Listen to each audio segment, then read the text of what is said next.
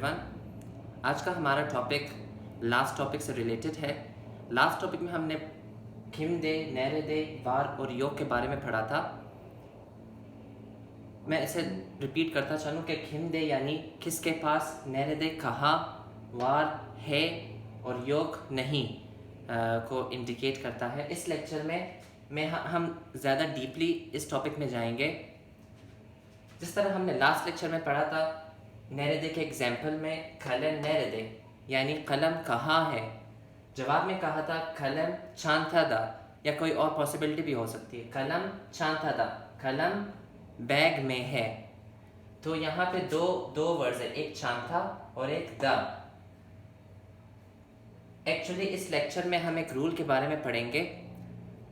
सबसे पहले लेक्चर में हमने वॉवल्स के बारे में पढ़ा था, जो यानी 8 वॉवल्स होते हैं तुर्किश लैंग्वेज में, आ ए ई ओ उ उ। तो इनके बेसिस पे हम दा, दे, था और थे की सिलेक्शन करेंगे। एक्चुअली ये फोर अल्फ़ाबेट्स और ये 4 वर्ड्स हम किसी कलिमे के साथ ऐड करेंगे और उसके साथ और हम इसे एक्सप्रेस करेंगे। तो सबसे पहले एग्जांपल, कलम नेरेदे, कलम चांथा दा। जब किसी वर्ड के लास्ट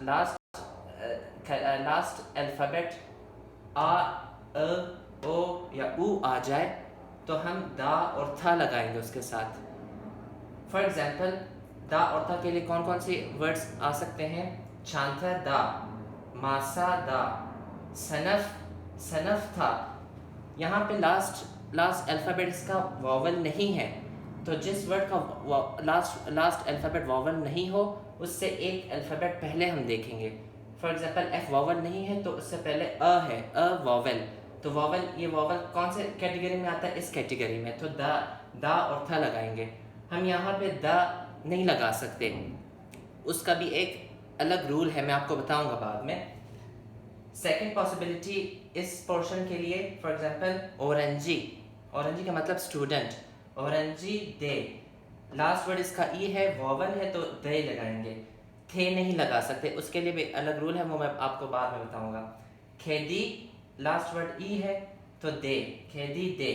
सिज यानी आप, खेदी यानी बिल्ली, तो सिज यानी आप लास्ट अल्फ़ाबेट का वॉवल नहीं तो एक अल्फ़ाबेट पहले जाएंगे, ई इस पोर्शन में आता है तो इस पोर्शन के लिए दे और थे आता है, तो सिज दे। अब आते हैं उस रूल की तरफ जिस पे हम सिलेक्शन करेंगे कि किस वर्ड के साथ था आएगा, किस वर्ड के साथ दा आएगा, किस वर्ड के साथ थे आएगा, किस वर्ड के साथ दे आएगा। उस रूल को हम कहते हैं फस थक छ श ह फ। फस थक छ श हाप, फस तक छ शहाप रूल कहते हैं इसे। इस रूल का असल मतलब मीनिंग ये है कि जिन वर्ड्स के आखिर में फे, से, थे, खे, छे, शे, है या फे आ जाए उसके साथ हमेशा थे वर्ड ऐड होगा, थे या था या थे। मतलब इनके साथ जब ये किसी वर्ड के आखिर में, फॉर एग्जांपल सनफ है, इसके लास्ट वर्ड में लास्ट अल्फ़ाबेट एफ फे है तो फे के साथ हमेशा था या थे आएगा। फॉर एग्जांपल, सनफ जब एफ आ गया इस कैटेगरी में तो लाजिम बात है कि था। अब ये सिलेक्शन करना है कि था आएगा या थे आएगा, तो इससे पहले वाले अल्फ़ाबेट पे जाएंगे कि वॉवल किस कैटेगरी का है। ये वॉवल नहीं है, ये वॉवल है। कौन सी कैटेगरी? इस कैटेगरी में है, तो दा यानी आ आएगा, सनफ था।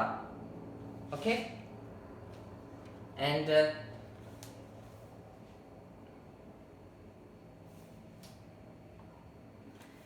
एक और एग्जांपल है सोकाक यानी गली। जब हम लिखेंगे फॉर एग्जांपल, अली किधर है, अली नेरेदे,